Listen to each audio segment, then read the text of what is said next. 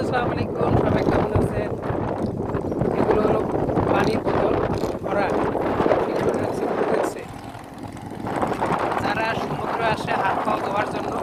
এক বোতল 20 টাকা করে এতে বালু থেকে যারা আসে বিএফি আর কি এই গাড়িগুলো এখন এমনি বসে রয়েছে।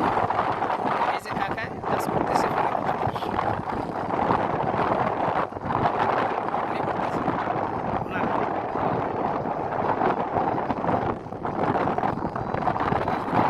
এক বোতল 20 টাকা যারা পাও ধুবে শুধু পাও ধোবার জন্য আর কি এগুলো হলো লবণ লবণের পানি লবণ পানি এগুলো সমুদ্র পানি তো